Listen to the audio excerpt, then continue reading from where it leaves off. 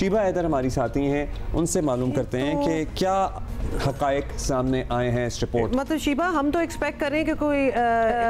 Health issues में literally health issues ही हो, कोई दवाइयाँ कम हो, कोई प्रोसीजर्स ना होते हो, लेकिन अगर डॉक्टर ही टाइम पे नहीं आ रहे, स्टाफ ही नहीं है, तो ये तो बड़ी लापरवाही की बात है।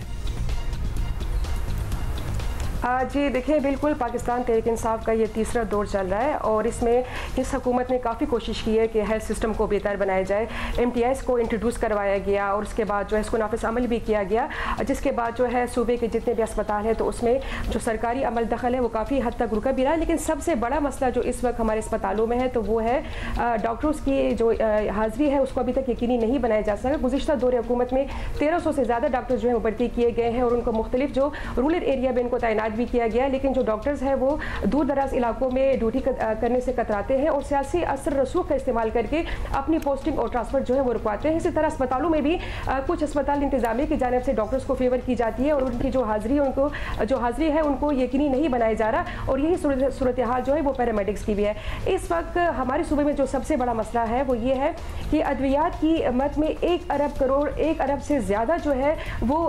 उसमें काफ़ी मुश्किलात रही हैं और 1 अरब रुपए से ज़्यादा करप्शन भी की गई है, जिसकी वजह से जो सूबे के तमाम अस्पतालों में जो अद्वियात है वो उनको मुमकिन नहीं बनाया जा सका और अब भी अस्पतालों में अद्वियात जो है वो बड़ा मसला बना हुआ है। सूबे के सबसे बड़ा अस्पताल की अगर मैं बात करूं, लेडी रीडिंग अस्पताल, तो ये हमारे सूबे का सबसे बड़ा अस्पताल है और दूर दराज इलाकों से जो मरीज जो लाए जाते हैं इस अस्पताल में लाए जाते हैं, लेकिन अगर मरीज को बेड ना मिले अस्पताल की OPD में और इमरजेंसी में, जब मरीज एक सीरियस सूरत हाल में उसको लाया जाता है और उसको बेड की सूरत हाल मुमकिन नहीं बनाई जा सकी। इसी तरह अगर हम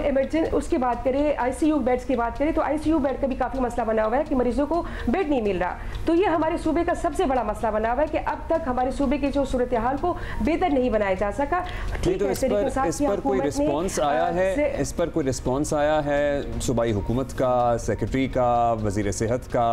ये जो रिपोर्ट है मतलब इसको मानने के लिए भी तैयार हैं?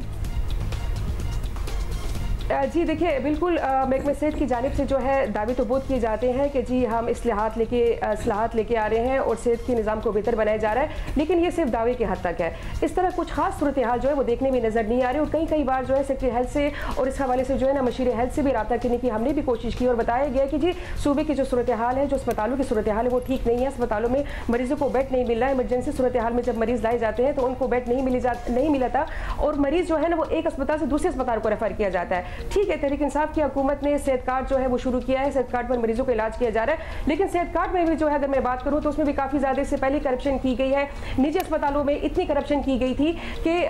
एक डॉक्टर जो है, बहुत शुक्रिया शीबा फॉर दिस अपडेट, जो कि बड़ी ही हैरान कुन है। कोशिश करेंगे कि हम एक ऑफिशियल रिस्पॉन्स जो है वो KP हुकूमत से ले, क्योंकि जहां ऐसी बातें हो रही हैं कि primary health workers 32% lady health workers जो है वो ड्यूटी पे गैर हाजिर होती हैं। अच्छा, ये तो this is cause for concern.